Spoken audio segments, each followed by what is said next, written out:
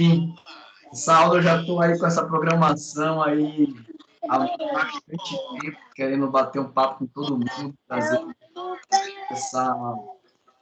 essa temática, né, de diagnóstico, que é algo que eu gosto demais, e busquei fazer algo, né, dentro da área da fisioterapia respiratória, mas que nos traga uma abertura, né, de visão e de olhar quanto profissão também. Beleza? Então sejam todos bem-vindos mais uma vez e vamos dar início aí à nossa aula hoje, né, como otimizar seus resultados com o ABC do diagnóstico fisioterapêutico respiratório. Beleza? Bem, eu me chamo Fleury Ferreira Neto, para aqueles que não me conhecem. Sou formado pela Universidade Católica de Salvador. Fui formado em 2005. Completo esse mês, no dia 23 de julho, 16 anos de formado. Sou mestre pela Universidade Federal da Bahia, doutorando ainda por lá, pretendo terminar esse ano, fé em Deus. Sou especialista em terapia intensiva, né, o título alcançado por prova aí do Conselho Federal e da Sobrafi. Sou pós-graduado em fisioterapia pneumofuncional, né, em respiratória, pela Universidade de Castelo Branco e em docência do ensino superior. Atualmente estou como docente da Escola Baiana de Medicina e Saúde Pública e como coordenador de estágio, dividindo com uma colega também, com Camila, a professora Maiara, ela da Faculdade Unijorge. E professor e coordenador lá do Instituto IB, né, o campus aqui, né, o polo da Bahia, sou eu que estou coordenando.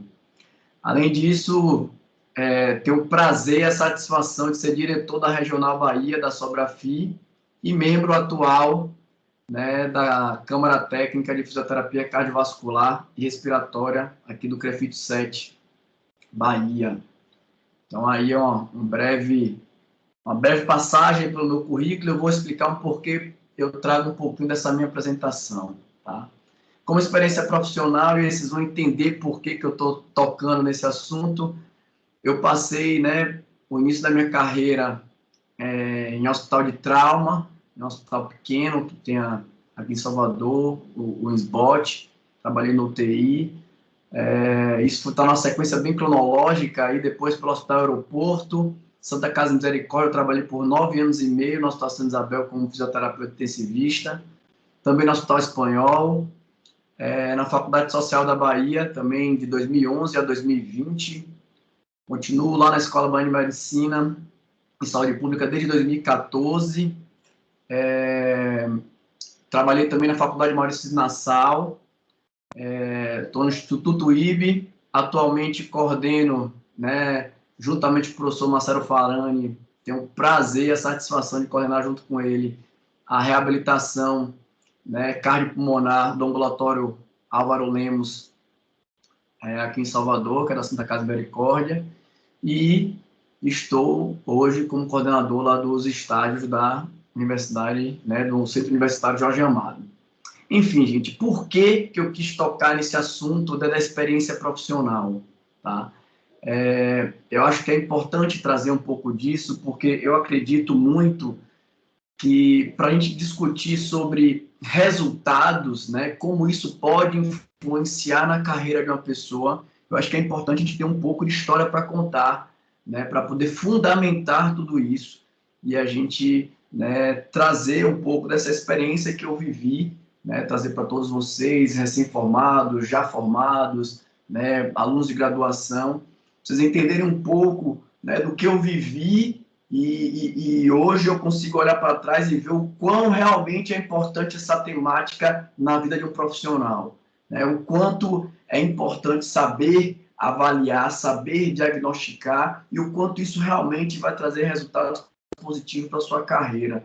Então, eu quis realmente trazer isso daqui para justamente vocês terem a noção de que a estrada ela é longa, ela é muito longa, né? E a gente tem que saber colher frutos o tempo inteiro dessa estrada, né? E uma das coisas que eu mais aprendi na minha estrada foi isso daí, que não existe a gente pensar em profissão quanto fisioterapeuta, independente da especialidade que você seguir, e não pensar em avaliação e diagnóstico para depois pensar em tratamento. Parece algo básico, que muitas vezes a gente, né, não considera pós-formação, entra naquela sequência, né, de plantões e da vida corrida, e algumas coisas se perdem, alguns conceitos básicos, e aí vale a pena reviver algumas coisas para poder entender, beleza? Então vamos lá. E aí eu trago logo de cara essa imagem aí, que foi uma reportagem do mês de março desse ano, né? Essa reportagem tomou uma proporção enorme no Brasil, né, que veio trazendo que o fisioterapeuta, né, conheça a profissão que cresceu 725% na pandemia do Covid, né? E aí eu coloquei, eu vivi para ver isso. E por que que eu coloquei essa frase aí? Eu coloquei por conta do seguinte, gente, eu escutei exatamente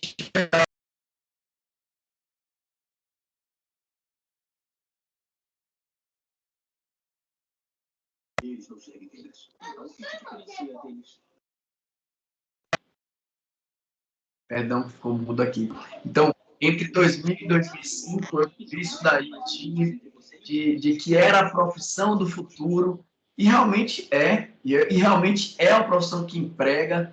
Tempos depois eu ouvi dizer que o mercado estava extremamente, né, saturado, que estava difícil arranjar trabalho, e ao longo dos anos eu fui escutando isso por diversas vezes, e continuo ouvindo isso de alunos recém-formados, né, que partem para outras profissões, de outros colegas também que acabam abandonando a profissão e vão para outros locais, achando que a profissão ela está realmente saturada e não tem mais para onde correr. E aí a gente se depara com, após ouvir tudo isso ao longo de tantos anos, aí você se depara com uma profissão que cresce 725% numa pandemia. É algo estranho, né, para o que a gente escuta tanto ao longo dos anos aí de colegas, de profissionais, enfim. E aí a gente se depara com outra situação. Eu costumo dizer assim, ó, você precisa olhar para quem é sucesso e não para quem é fracasso. Esse é um ponto importantíssimo do bom profissional. Então, se você quer resultado bom, se você quer melhorar a sua carreira, a primeira coisa que você tem que pensar é mirar em quem faz sucesso, em quem tem uma carreira brilhante, em quem vai lhe nortear, em quem vai abrir seus olhos e lhe mostrar realmente qual é o caminho das pedras. Então, esse é um ponto que eu gostaria logo de início trazer para vocês. O segundo ponto é como é que eu penso em otimizar resultados, né, dentro da fisioterapia respiratória, tendo como temática diagnóstico fisioterapêutico.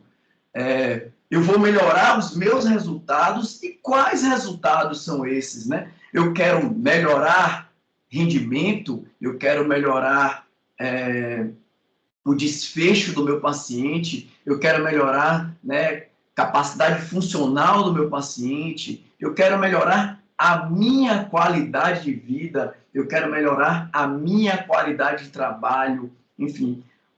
O que é resultado para você? O que é que você toma como resultado para pensar dentro dessa temática que a gente está discutindo? Então, como otimizar resultados sem antes eu estar pensando aqui que resultados são esses que eu estou pensando para mim, né? Para mim que sou fisioterapeuta, para mim que quero me tornar um especialista dentro dessa área, ou que sou um especialista e talvez esteja aqui tentando se reinventar dentro da profissão, que é algo comum de acontecer. Então, a gente precisa perguntar o que é resultado, né? Qual resultado me interessa? Isso é muito importante, né? E eu acho que, na realidade, a grande resposta são vários resultados que nos interessam. Eu tenho interesse em um resultado, um desfecho funcional do meu paciente. Quando a gente está na graduação, quando a gente está no início da carreira, a gente pensa muito, né, no melhorar a qualidade do meu paciente, melhorar a funcionalidade do meu paciente. Realmente isso é extremamente importante e é o que faz, né, a roda girar em pesquisas, né, do ponto de vista científico, é a busca constante, né, do tratamento melhor possível para o meu paciente. Mas além deste resultado do desfecho funcional, Eu acho que a gente tem que pensar também em outros desfechos que vão interferir muito no seu trabalho, né, na sua conduta como fisioterapeuta. E o outro desfecho é o tempo. Eu preciso pensar em tempo. O que eu faço demanda muito tempo. Eu tenho muito tempo para poder avaliar. Eu tenho muito tempo para colocar em prática o que eu aprendo no meu dia a dia. Porque essa é uma máxima do fisioterapeuta. E eu falo muito isso por conhecimento de causa, né? A gente vive no hospital, ainda hoje eu trabalho com preceptoria de estágio, eu trabalho com preceptoria de estágio hospitalar ambulatorial, né? Eu trabalho em ambulatório fazendo reabilitação, e a queixa ela é constante de que a gente não tem tempo, de que a demanda de paciente ela é muito alta, e realmente né? E a proporção de paciente por profissional é muito alta realmente, e a gente precisa se adaptar, a gente precisa ter gestores que analisem esse cenário para poder a gente ter melhores condições de trabalho. Isso é fato. Então, eu preciso pensar em resultado e automaticamente eu preciso pensar em tempo. Também preciso pensar em tempo, em otimização de tempo. E um outro desfecho, que às vezes incomoda falar sobre isso, mas é importante falar. A gente costuma falar sobre desfecho financeiro, sobre o dinheiro nos corredores. A gente costuma falar de dinheiro em casa. A gente costuma falar de dinheiro no bar com um amigo, se queixar. Mas a gente precisa aprender a discutir sobre desfecho financeiro, sobre rentabilidade aqui, como a gente está discutindo agora aqui. Precisa dar a cara a tapa e debater sobre isso. Eu tive uma experiência maravilhosa em 2014 com um colega chamado Murilo Frazão. O professor Murilo é um dos caras que eu mais admiro na fisioterapia nacional. Ele é lá de João Pessoa. Se estiver ao vivo, aí talvez ele esteja até ouvindo lá no Instagram. Mas, enfim, é um cara que eu admiro demais. E eu aprendi com ele eu conheci ele em um curso em 2014, e ele falou, uma das coisas da abertura do curso dele foi assim, aqui neste curso, foi um curso de ergospirometria, e ele falou assim, neste curso a gente vai tocar onde dói. Eu fiquei assim meio sem entender, e ele falou, a gente vai falar de dinheiro, a gente vai falar de dinheiro aqui, vamos falar de muito dinheiro. E aí eu comecei a enxergar diferente. Aquilo me chocou, foi a primeira vez que eu vi uma pessoa numa palestra ou num curso onde a gente foi estudar, né, ergospirometria, algo tão importante e tal, de avaliação do paciente. E uma das primeiras coisas, assim, das primeiras horas da fala dele foi sobre isso, e eu achei aquilo fenomenal. Eu falei, caramba, ele está quebrando um paradigma que a gente precisa realmente quebrar. Então, falar sobre desfecho financeiro é outro ponto primordial quando a gente pensa em resultado. Então, basicamente, eu elenquei 3 possibilidades de resultado aqui. Desfecho funcional, então estamos pensando aqui na funcionalidade do paciente. Desfecho de tempo, desfecho financeiro, ok? Daí eu trago aqui um cenário. Desfecho funcional seria eu trazer para o meu paciente, né, o melhor tratamento possível para que ele se reabilite o mais rápido possível, que ele tenha menos alterações funcionais possíveis. E aí a gente traz aí diversos tipos de fotos. Quantas vezes a gente viu a pandemia aí, eu venci o Covid, né, eu venci, mas algumas, né, sequelas do Covid, enfim. E o quanto a gente está vivendo ainda aí de sequelas pós-Covid, né? Enfim. Mas é importante pensar nesse desfecho, esse resultado é bom, né? É bom a gente ter isso daí, essas fotos, né, as pessoas melhorando, enfim. Esse resultado realmente é muito bom também.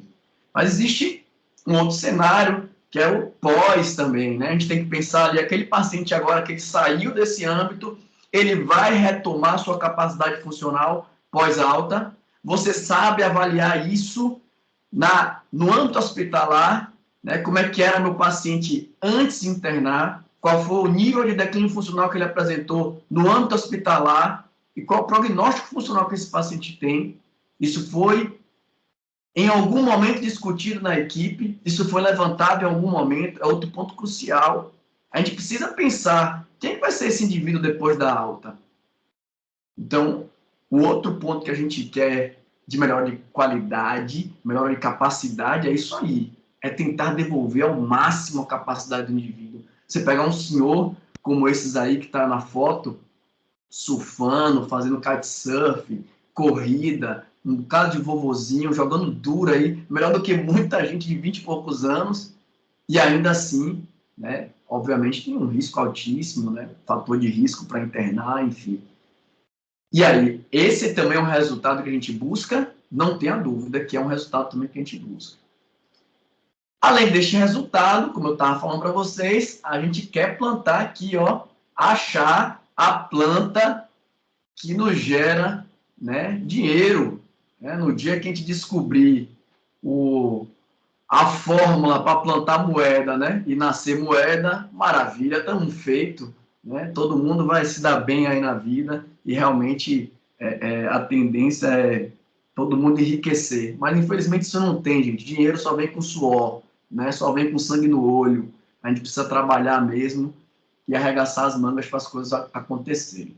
Mas aí eu me pergunto, por que diagnosticar pode otimizar seus resultados? Né? Então, o ABC do diagnóstico ele passa por isso.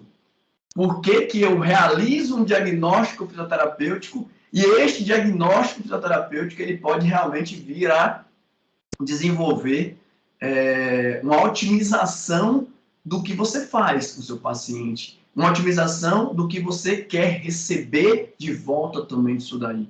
Então, outro ponto também muito importante é saber por que que otimizar, né?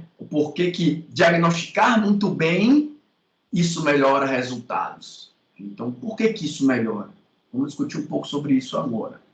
Primeiro ponto é, diagnosticar é extremamente importante, porque eu costumo comparar aqui, ó, tratar sem diagnóstico, para mim, é igual um voo cego. É você pegar um avião, um voo cego. Você não sabe para onde você está indo. Né? É muito comum, gente, a gente ver repetição de técnicas sem evidência científica, técnicas que a gente... Olha, por que estou fazendo isso? O que o paciente tem? Recentemente eu fiz uma publicação, fiz um post no Instagram, falando sobre, por exemplo, padrões expansivos. Né? E eu perguntava assim para o pessoal, a gente fez uma enquete, e eu perguntei quem faz padrões expansivos com o intuito de reexpansão pulmonar. E uma parcela grande de pessoas responderam, né? Que sim, que se faz, que tem esse objetivo. Aí você vai para a literatura e não encontra fundamentação para isso. Né? Existe a indicação em algumas situações muito específicas, mas não para expansão pulmonar, no âmbito hospitalar, um paciente pós-operatório de cirurgia bariátrica, um paciente pós-Covid, um paciente pós-cirurgia cardíaca grave, cirurgia torácica, e aí você vê na descrição do tratamento padrões expansivos. E você se pergunta por que isso? E o pior de tudo são, às vezes, grandes profissionais que mantêm isso no dia a dia. E se você perguntar, fala assim, mas mal não faz. Peraí, o que é isso que a gente está fazendo, pelo amor de Deus? Que fisioterapia é essa? O que você avaliou para poder indicar a expansão pulmonar baseado em padrões expansivos? E aí a gente começa a ver que existe uma fragilidade muito grande. E essa fragilidade, ela está lá no início, ela está lá na fase de avaliação. Então, quando você está no hospital, que você tem um volume grande de pacientes, alguma coisa precisa ser feita. Talvez a demanda a gente não consiga ajustar para o tamanho, né, para o quantitativo de profissionais. Mas será que ajustar de forma mais separada essa avaliação, diluir a avaliação ao longo de 1, 2 dias, por mais de um profissional? Estou dando um exemplo simples do hospital, gente. Fora do hospital já é outra realidade. Mas dentro do hospital, isso é possível. E aí talvez a gente tivesse agora uma avaliação melhor, a gente identificaria as alterações funcionais do nosso paciente de uma forma melhor e automaticamente o tratamento ele vai ser melhor. E aí esse paciente talvez reduza tempo de internamento hospitalar, foco em melhora do paciente, sem dúvida, melhora a rentabilidade, sem dúvida, de rotação de leito para o hospital, sem dúvida. Então, como é que a gente trata sem realizar diagnóstico? Como é que a gente prescreve, por exemplo, deambulação no hospital e ninguém sabe a capacidade desse indivíduo de deambular. Só sabe que ele tem condição de ficar de pé. E, às vezes, muitas vezes, nem avalia, né, como é que está essa condição de transferência dele de sentado para de pé e nem a capacidade dele de andar, se as variáveis, os marcadores fisiológicos vão alterar. Então, eu comparo realmente, diagnosticar é importantíssimo e tratar sem diagnóstico é igual um voo cego. É um avião ali, ó, perdido, certo? Então, diagnosticar é tão fundamental que muitas vezes seu paciente ele vem em declínio funcional, veja essa charge, o paciente vem em declínio funcional, o fisioterapeuta ele chega para tratar e não muda nada, ele continua em declínio porque o que ele fez não mudou nada na vida do paciente. Não alterou em nada o que foi feito. Você pegar um paciente, né, lá no leito, mobilizar pouco, ou, enfim, ele continua em queda livre no declínio funcional. Ele continua piorando capacidade funcional. Então, é outro ponto fundamental que a gente precisa avaliar. Daí, eu trago um conceito básico que a gente precisa despertar. Declínio funcional nada mais é que o quê? Descondicionamento. Então, pense, um indivíduo descondicionado que parte agora para uma condição de internamento, ele vai para o hospital, enfim, ele está numa situação que é potencializadora de piora de função. Então, ele tem maior risco de piora da função, maior risco de morte. E aí tem um outro ponto fundamental dentro do diagnóstico, que é o seguinte: o declínio funcional ele não está estritamente relacionado com um problema de saúde que causou a admissão desse paciente no âmbito hospitalar, por exemplo. Ou seja, ele não é automaticamente recuperado quando o problema médico é tratado. Esse é um outro ponto fundamental para a gente pensar em diagnóstico fisioterapêutico. Eu não tenho como pensar que a alteração que o paciente tem, ela vai ser resolvida a partir do momento que o que levou ele para o hospital foi solucionado. Veja, o exemplo mais claro que a gente está tendo agora, nessa vivência atual na pandemia, o paciente interno com Covid-19, ele melhora do Covid-19 e vai ter alta. E quantas sequelas ele tem ali? As alterações funcionais que ele apresenta após Covid são enormes e não foi solucionado. Então, persiste o problema. Então, a gente precisa entender que agora a gente começa a diferenciar uma coisa que, por exemplo, eu vivi completamente diferente. Eu tive uma formação com modelo biomédico. Eu tive vários médicos na minha formação. Né? Não tinha tantos fisioterapeutas docentes na minha época. Eu tive enfermeiro, dentista. Hoje, a galera que está formando tem quase na sua totalidade, 99% aí, é fisioterapeuta trabalhando com vocês e dando aula. Então, o olhar é diferente. A forma de passar o conteúdo para vocês é diferente, porque agora a visão é do fisioterapeuta. E aí, logo, o entendimento de diagnóstico tem que ser melhor. O que eu vivia para poder chegar a esse nível de raciocínio é uma história longa, para poder eu quebrar alguns paradigmas da minha cabeça no que é um diagnóstico clínico, médico, e o que é um diagnóstico fisioterapêutico. São questões diferentes e a gente precisa saber analisar sobre esse fato. Isso não é coisa de hoje, não, tá, gente? Essa questão de a necessidade de a gente diagnosticar, a necessidade da gente, né, bater o pé firme no diagnóstico do fisioterapeuta. E no foco que eu estou dando aula hoje aqui, fisioterapeuta em respiratória, fisioterapeuta especialista em UTI, tá? Essa, então aqui, ó, datado a 1999, artigos antigos vem trazendo isso. Nesses artigos a gente vem trazendo o seguinte: o diagnóstico fisioterapêutico, ele é necessário, extremamente necessário. Ou você faz seu diagnóstico, ou você está tratando o quê? Diagnóstico médico, ele é insuficiente para determinar o que você vai fazer.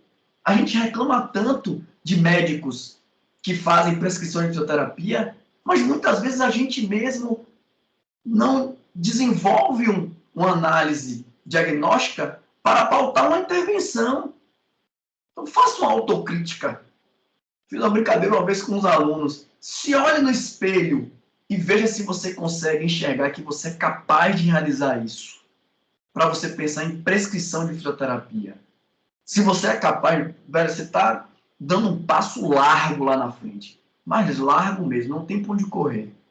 Então, pensar em diagnóstico é fundamental, é indispensável. Não existe planejamento terapêutico sem um diagnóstico.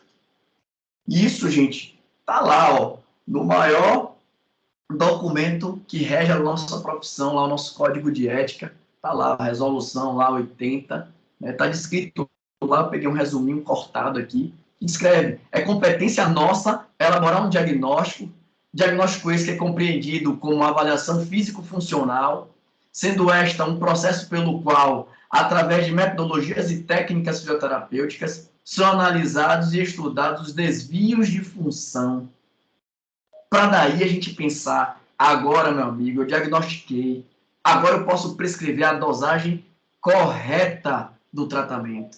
Agora eu consigo fazer esse tipo de análise. Então, baseado agora no que eu constatei na minha avaliação, na minha interpretação, no meu diagnóstico, eu posso induzir o processo terapêutico e, quem sabe, na situação até intra-hospitalar, dar alta fisioterapêutica.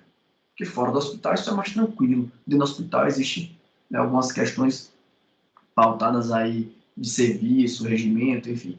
E isso muda um pouco. Mas sim, daremos alta também nessa situação.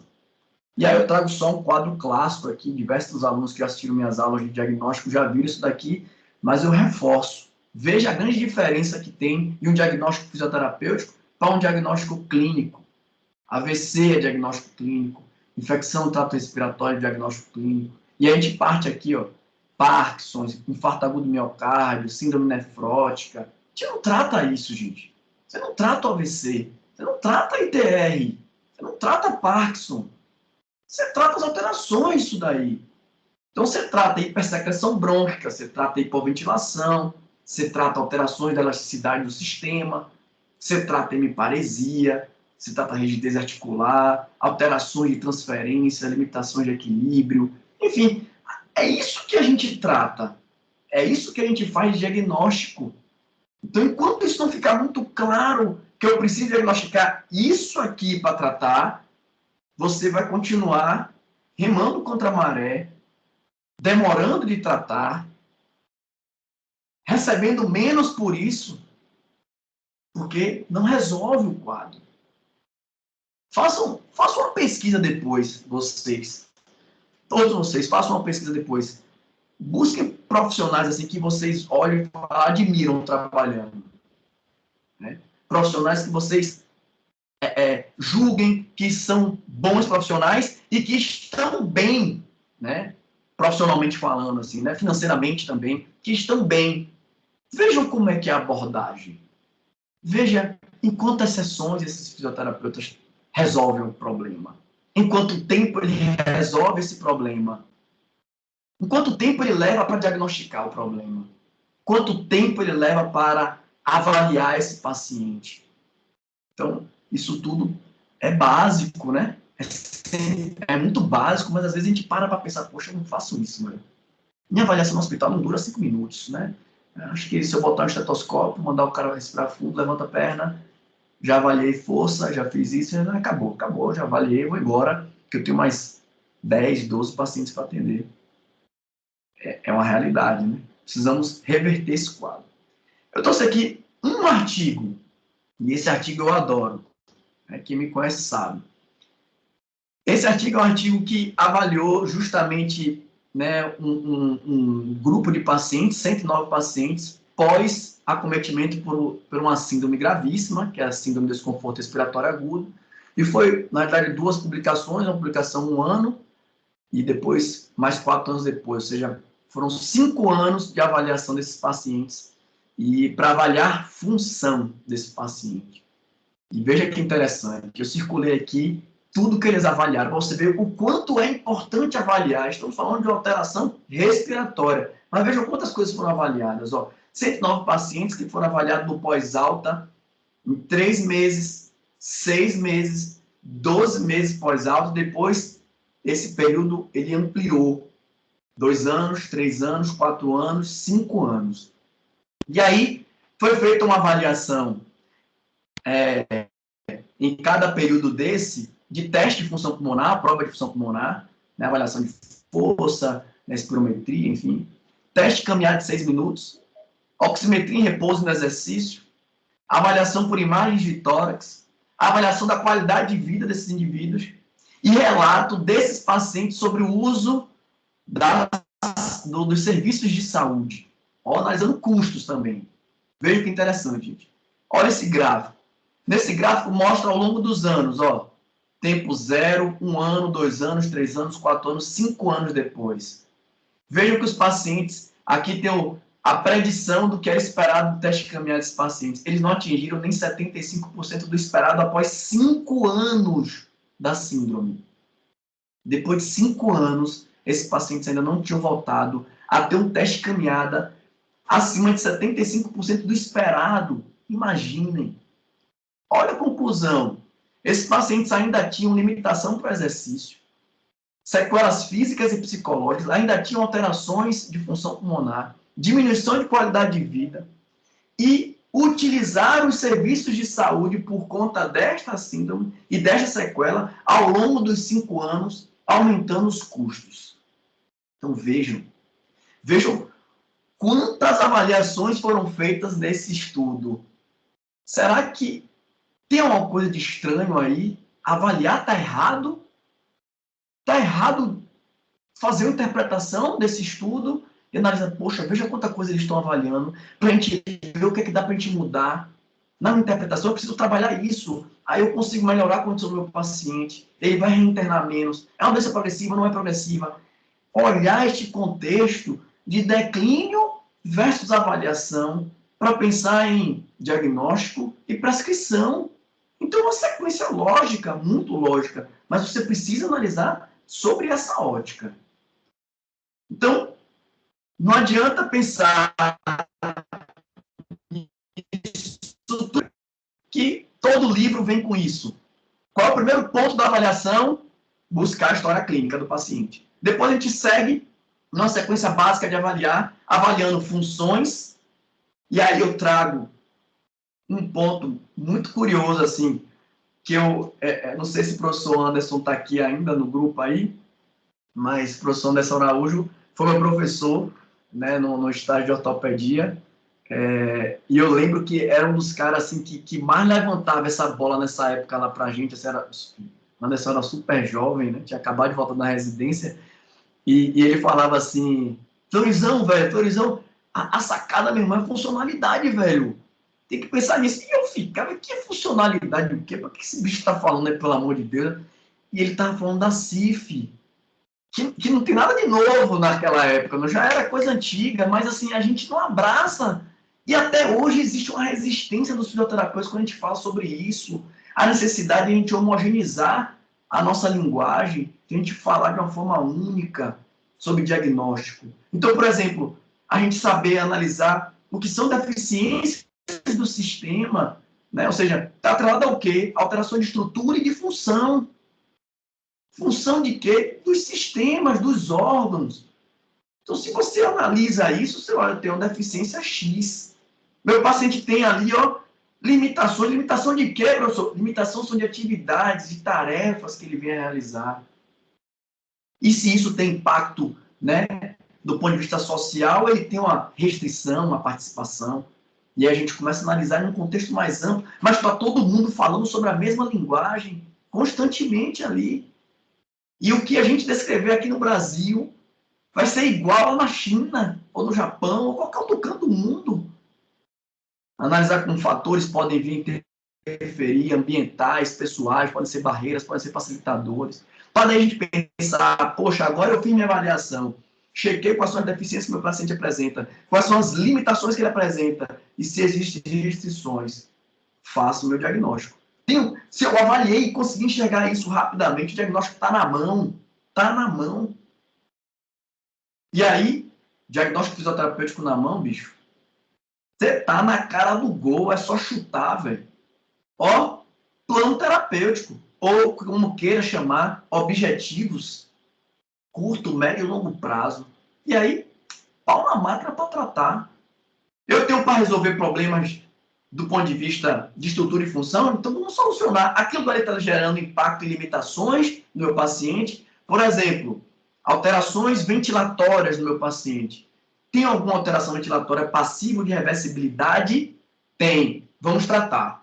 Vamos tratar porque diminui resistência, por exemplo, eu diminuo o trabalho ventilatório, automaticamente meu paciente pode ganhar capacidade para poder fazer exercício por mais tempo. Pô, pode ser? Pode. Olha como fica claro, diminui a resistência do sistema respiratório, melhora passagem e saída de ar e automaticamente ele consegue ampliar o tempo dele de exercício. Isso passa pelo diagnóstico. Está lá no plano terapêutico. É um paciente bronquiectásico, uma produção enorme de muco. E a gente não pensa nisso. Tem muita secreção na via. Precisa pensar nessa sequência lógica. E aí eu vou tratar. Então, a sequência é sempre a mesma, gente. É sempre a mesma. E a gente precisa, na realidade, conseguir entender como é que essa avaliação ela vai sendo feita e interpretando cada resultado. Às vezes eu pergunto para o pessoal, você fala assim, gente, você sabe o que é isso que você acabou de avaliar? Não, eu só sei que avalia, professor, mas e aí? Mas isso significa o quê? Não, eu não sei. Mas sabe avaliar. Então está se tornando um técnico. Você avalia ali, né? E não consegue se debruçar para poder tirar, né, interpretações sobre aquilo dali. Então, se você não interpreta automaticamente, de que adianta você fazer aquilo dali? De que adianta? Então, primeiro passo, anamnese. Ponto crucial. E aí, entendo, a anamnese, gente, ela é importante em qualquer situação que o seu paciente encontrar. Tá? Em qualquer uma. Ah, o paciente está entubado, professor, lá na UTI, sedado, em coma. Não interessa. Vá atrás do familiar. Vá atrás do acompanhante. Vocês precisam começar a entender que se você faz essa análise diferenciada, de discutir com o paciente, né, ou com o familiar, por exemplo, vocês vão ter informações para agregar diretamente na sua interpretação e melhora a sua análise diagnóstica. Não tenha dúvida que isso melhora a análise diagnóstica. Então, eu preciso fazer esse levantamento. Às vezes o paciente chega sedado, entubado, e você não vai ter essa resposta ali. Gente, eu sou um defensor ferrenho da nossa profissão, mas existem coisas que a gente precisa tirar o chapéu, por exemplo, para a medicina. Né? Percebam, o médico ele leva um tempo enorme avaliando o paciente e nunca acaba a avaliação. Pode perceber, o processo investigativo do médico é constante. Tem seriado disso, gente. House, não sei o quê, Doctor, não sei das quantas. E aquilo ali é o quê? É investigação. É constantemente investigando. Por que o fisioterapeuta ele não faz... Ele só faz a investigação no primeiro dia que ele encontrou o paciente. O processo não se prolonga. Gente, eu estou generalizando, mas eu sei que tem vários profissionais que fazem, pelo amor de Deus. Mas, assim, a gente precisa massificar isso daí. Precisa ter mais gente executando dessa forma. O processo, ele é investigativo. A anamnese, por exemplo, a coleta de dados, ela não para nunca. Quantas e quantas vezes eu já tive pacientes que a gente, né, já tinha mais de um mês tratando, do nada, me chega um filho, uma filha, e aí buzina uma coisa nova. Pô, essa informação eu não tinha, ou se eu soubesse já estava fazendo tal coisa. Ó, porque a gente não puxou mais famílias para poder discutir sobre isso, porque não investigou mais profundo as coisas. Então percebam como isso é um processo que não... O fim é quando você manda embora, acabou a alta, aí realmente acabou, não tem mais o que fazer. Mas enquanto isso, continua o processo. E os diagnósticos, eles mudam.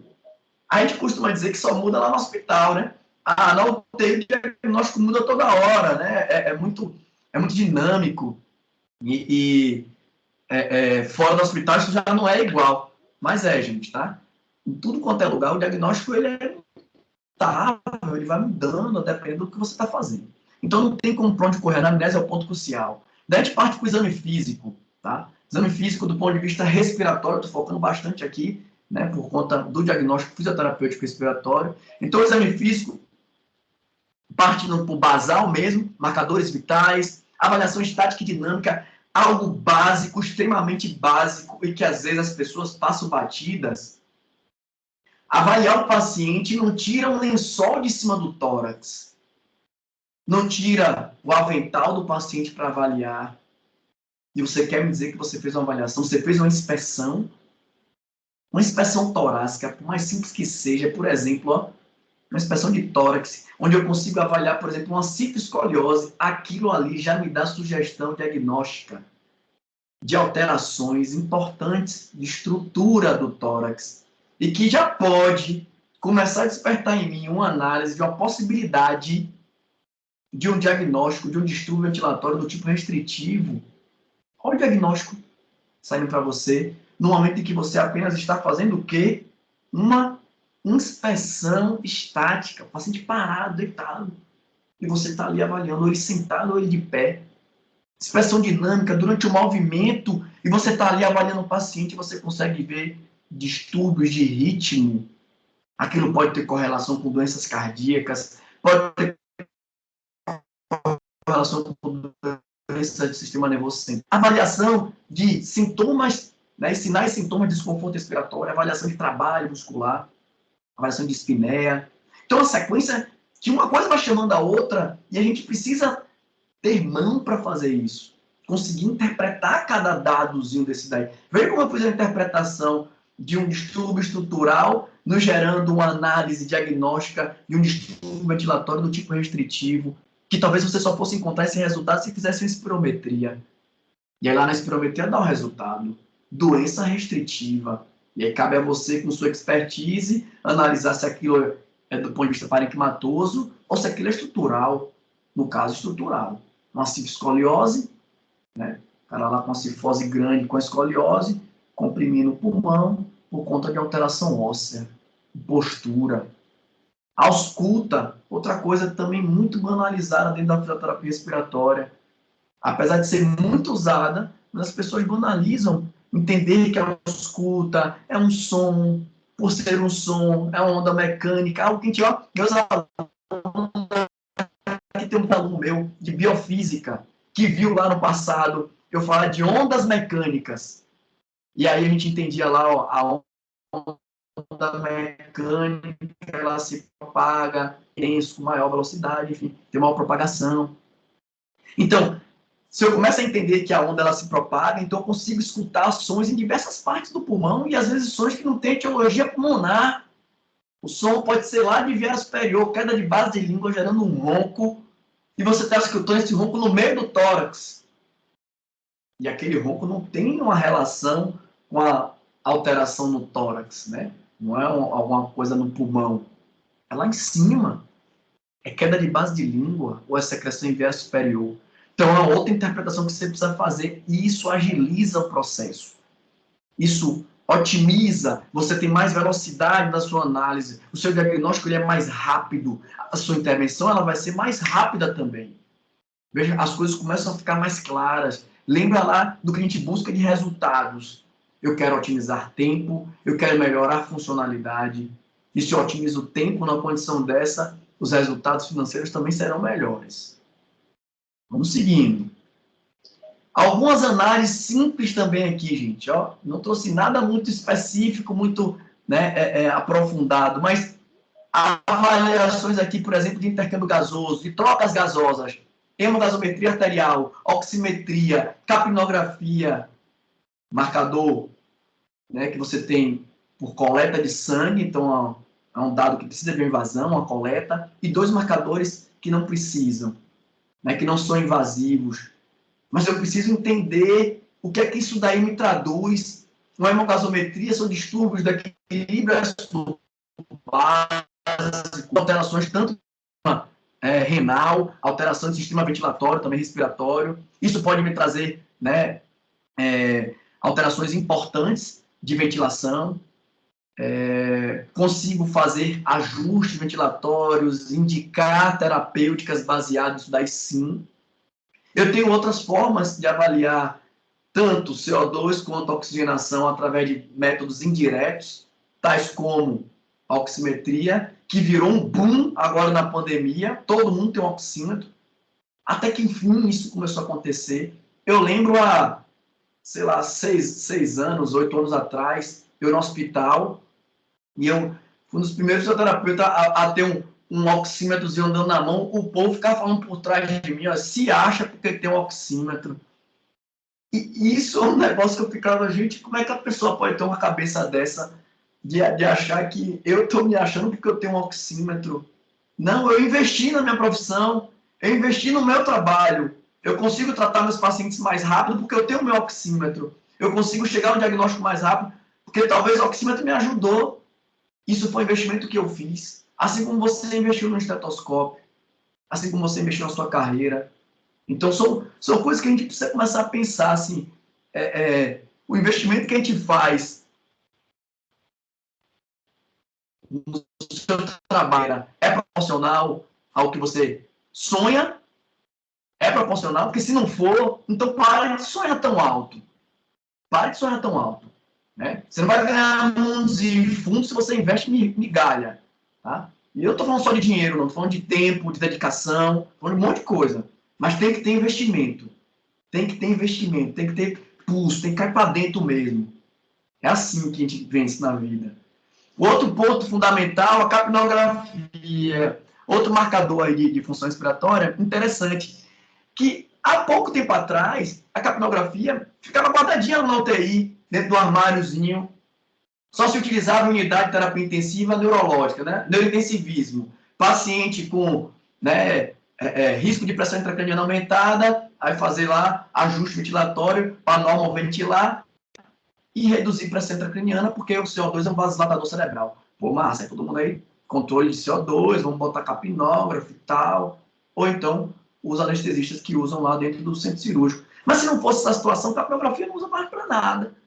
E aí agora veio na pandemia, né, os pacientes mais graves, isso já tem relato na literatura, se utiliza, né, por conta da hipercapnia, enfim, mas também foi utilizado para confirmação de intubação, por conta do risco de contaminação aérea no ato de intubar.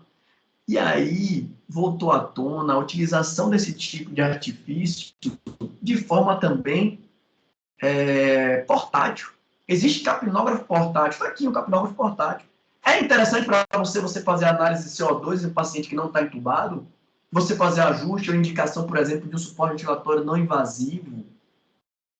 Você está lá na reabilitação e quer fazer algo do tipo com o paciente. Melhorar a condição do paciente ventilatória para dar mais atenção, mais enfoque na parte neuromuscular. Será que é interessante? Então, veja, estou avaliando outras funções do paciente com artifícios aqui portáteis e que pode sim potencializar meu tratamento. Ainda seguindo na parte de avaliação, a gente tem a prova de função pulmonar, que é composta ali pela espirometria e ventilometria. Isso vai depender do local que a gente está trabalhando, né, da possibilidade de material que a gente tem. Mas é importante o fisioterapeuta entender sobre espirometria, é importante o fisioterapeuta entender sobre ventilometria. Volumes e capacidades pulmonares, a gente precisa, vou falar assim como um bom baiano, que a gente precisa comer com farinha. Precisa saber mesmo utilizar isso. Saber avaliar. Porque força muscular respiratória a gente escuta, acho que desde o primeiro momento que a gente pega a disciplina, né, de respiratória na faculdade, a gente começa a ouvir sobre PIPE máxima, começa a ouvir falar de força e tal. Mas volumes e capacidade, a gente escuta uma vez lá, aquele gráfico clássico lá que mostra o volume corrente, volume de reserva índice, volume de reserva ex, volume residual, capacidade pulmonar, enfim. E aquilo se perde ao longo do tempo. Mas nunca te ouve. Você perguntar a um fisioterapeuta que trabalha no hospital se ele sabe como é que avalia a capacidade vital, faça uma pergunta. Amanhã que vocês forem dar plantão, pegue um ventilômetro, entregue na mão de um colega. Avalie aqui para mim, uma VVM. Avalie aqui para mim uma capacidade vital forçada. Vai falar, para quê? Para que não? Você não sabe nem avaliar, quem dirá interpretar para que aquilo serve. Uma avaliação de volume pulmonar. nos traduz mecânica, sugere alterações mecânicas do sistema. Se entra pouco ar, gente, complacência pulmonar é a maior prova disso. A definição de complacência é variação de volume por unidade de pressão. Então, se caiu o volume, a complacência está caindo. A gente não avalia isso. Ah, professor, mas tem vezes que você avalia, mas não é passivo de reversibilidade, beleza, mas até para você chegar a essa conclusão, dizer assim, ó, isso não vamos, a gente não vai tratar isso. Não vou tratar isso. Quer ver um exemplo clássico? Paciente com DPOC. Ele tem alterações de ventilometria, tem alterações espirométricas. A maioria dos estudos mostra que a melhora de função pulmonar é muito pouca, ou quase nenhuma. O tratamento de fisioterapia nessa população é o quê? Muscular periférica. É condicionamento que a gente vai dar para o paciente. O treinamento é peso, é treino aeróbico, é o que embasa esse treinamento dessa população. É diferente. Então, até para a gente excluir possibilidades, a gente precisa avaliar. Assim como força. Outro ponto, que é uma discussão tremenda. Aplica treinamento muscular para todo mundo ou não aplica? Porque se faz para atleta, por que não vai fazer para o paciente? E a melhor da dispneia? E a melhor da performance? E o metaborreflexo? Isso tudo está envolvido. Treino ou não treino? Até para você decidir isso, gente. Se você não avalia, passa batido, fica assim, ó, olha o paciente e aí cai naquele achismo. Eu acho que dá para fazer. Acho que esse paciente já vai se beneficiar por treinamento muscular. Por quê? Ó, esse acho talvez já passou até o time desse paciente ser treinado. Esse acho, às vezes, a gente posterga demais uma tomada de decisão e toma a decisão na hora errada. E aí passou o time. Passou, não tem o que fazer. A gente diagnosticou o problema muito tarde. E aí, de novo, os resultados são piores. Ó, declínio de resultado. Como é que você vai ter resultado com isso? Outra função, outra forma de avaliar a função respiratória, que aqui eu trago e referencio uma pessoa que eu admiro demais também, o professor Marcelo Farani, que é a ultrassonografia. Um cara que está despontando aí no Brasil inteiro, né? Marcelo Farani, que não descobriu de hoje, né, a ultrassonografia. Isso não é de hoje para os fisioterapeutas, mas é outro marcador aí, outra forma de avaliar a função muscular e pulmonar excelente.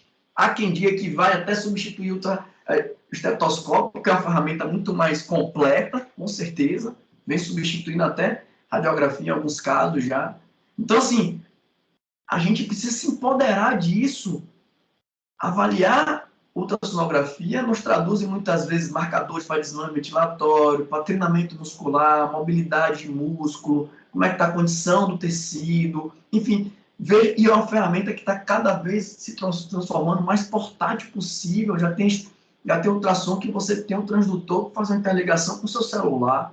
Então, cabe no bolso, imagine onde a gente está chegando, e vai ficar cada vez mais acessível. Ou você se antena e investe para entender isso daí, essas mudanças, ou você vai ficando para trás. Vai ficando para trás. Eu estava conversando ontem com minha cunhada, que ela é dentista, e ela falando sobre a quantidade de custos e investimentos que ela já fez nessa pandemia, né? Ela falou, eu já torrei uma grana desgramada por conta disso, por conta daquilo, é muita coisa que vai inovando e tal, e a facilidade hoje em dia com essa questão online, poxa, eu estou conseguindo fazer um monte de coisa que eu não conseguia fazer. E aí, eu conversando com ela, eu falei assim, é engraçado como na sua profissão isso é muito comum, assim, a galera investe pesado em curso, né, investe em aparelhagem para tratar, porque senão fica para trás. Fica para trás. Esse profissional que faz, o outro não faz. Ah, então eu vou no que faz. Aquele outro ali não faz aquilo daí, então eu não vou fazer mais com ele, não. Na fisioterapia isso não é tão forte. Assim, talvez na dermato a gente veja algo mais forte em relação a isso. Mas dentro da respiratória ainda não. Ainda não, mas isso vai mudar. Isso vai mudar, não tenho dúvida. E aí eu trago algumas possibilidades diagnósticas, só para vocês entenderem aqui o que é possibilidade de avaliar e já estar interpretando resultados. Então, por exemplo, avaliação de nível de consciência, dá para fazer interpretação e análise de diagnóstico respiratório? Sim. Indivíduos que têm, por exemplo, um Glasgow baixo. Pegar a escala de coma de Glasgow e for avaliar, ele tem um Glasgow baixo, é um paciente que tem uma chance, né, um risco de ter impacto em geração de volume pulmonar. Impacto em geração de volume, pior expansibilidade, pior depuração, tosse ineficaz. A ausculta pulmonar nos traduz em hipoventilação, estava explicando há pouco tempo sobre isso também. Serve como um diagnóstico diferencial, né, na interpretação de mecânica pulmonar. Frequência respiratória, um marcador ali interessantíssimo também, para a gente avaliar individualmente, não fique comparando um paciente com o outro e a sua frequência, porque isso é muito individualizado. Tem relação com aumento de trabalho muscular, tem relação com demandas metabólicas, então pense em equilíbrio, em distúrbio do equilíbrio ácido básico, tá? Tem uma relação fortíssima ali, a frequência respiratória. Alterações hemogasométricas, de oximetria ou de EtCO2, relações ali vinculadas à ventilação, perfusão, trocas gasosas. Espirometria ou ventilometria, dá para a gente fazer uma análise mais ampliada, pensando em capacidade vital, a gente já começa a interpretar ali possibilidades de alteração da ventilação semiprofunda, alteração de tosse reflexa, diminuição, né, de mecanismo de suspiro, enfim, eficiência muscular. Avaliação, por exemplo, ainda que controversa, né, a VPM nos traz informações aí sobre endurance e condicionamento cardiorrespiratório. Eu trago como né, polêmico esse tema, porque a literatura ela não é tão forte, né, para poder a gente bater o martelo que o VPM traduz exatamente isso mesmo, a endurance. Né, o Peak Flow, um outro marcador, gente, assim, super simples, tem Peak Flow digital de R$300, gente. Peak Flow lhe traz noção de grau de obstrução. Peak Flow dá para você ter noção de pico de tosse. Peak Flow, quando baixo, você faz correlação com o quadro clínico do paciente, você pode ver piora de função muscular. Tudo depende da sua interpretação diagnóstica. Isso é o arsenal diagnóstico.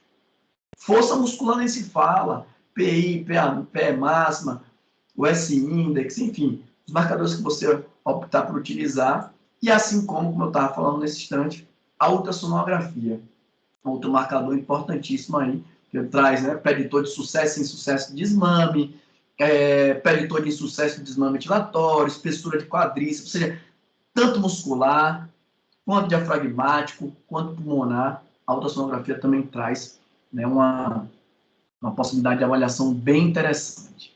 Então, como é que eu utilizo esses resultados, né? Para poder pensar num bom diagnóstico fisioterapêutico e como é que eu tenho um bom diagnóstico fisioterapêutico e isso me traduz em resultados?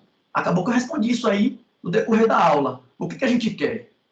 Eu quero fazer uma boa avaliação para ter um bom diagnóstico. Se eu tenho um bom diagnóstico, automaticamente meu planejamento terapêutico ele fica claro. Eu consegui diagnosticar o que é que meu paciente tem. Então, tratar fica super fácil.